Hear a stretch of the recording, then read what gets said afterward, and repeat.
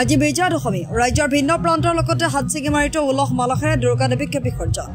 বৃহস্পতিবাৰে দিনৰ অনুমানিক প্ৰায় 2 মান বজাত জিলা প্ৰশাসনৰ উদ্যোগত আয়োজন কৰা হাতছিগিমাৰী আৰক্ষী ছাউনী পূজা মণ্ডপৰ দেৱী দুৰ্গাক শিশুমাৰা পাৰ্কঘাটত বিসৰ্জন দিয়ে। দুৰ্গা দেৱীৰ প্ৰতিমালৈ ৰেলী কৰি হাতছিগিমাৰী কালাই হালকা সংযোগী আন্তঃৰাষ্ট্ৰীয় সীমান্ত পথেদি গৈ শিশুমাৰা পাৰ্কঘাটত দুৰ্গা দেৱী বিসৰ্জন দিয়ে।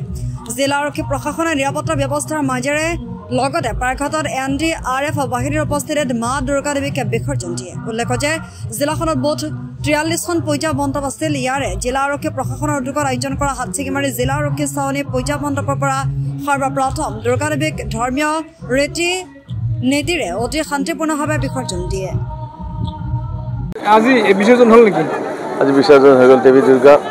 আমি সুকলমে আমি দেৱী দুৰ্গাক আমি বিদায় দিলোঁ, বিসৰ্জন দিলোঁ সমূহ ৰাইজৰ উপস্থিতিত, সমূহ ৰাইজৰ সহযোগিতাত।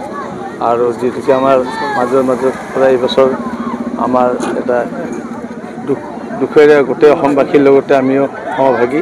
আমাৰ মাজৰ পৰা আমাৰ হিয়াৰ মথুৰ জুবিন দা সম্পাদন কৰিছে। তাৰ মাজতে আমি আমাৰ ধাৰ্মিক ৰীতি নীতি নিয়মেৰে আমি দুৰ্গামাৰ পূজাখন আয়োজন কৰিছিলোঁ।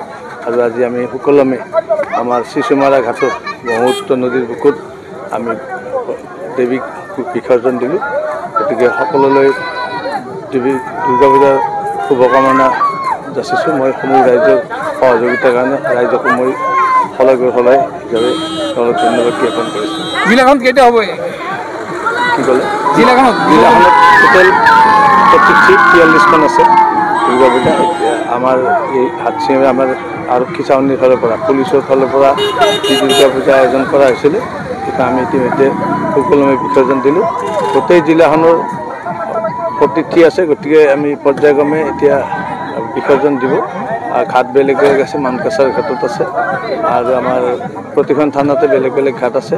গতিকে আমি এতিয়া তালৈ আমি কৰ্তব্যৰ খাতিৰত তালৈ যাম। আমাৰখিনি আমি বিসৰ্জন দিলোঁ।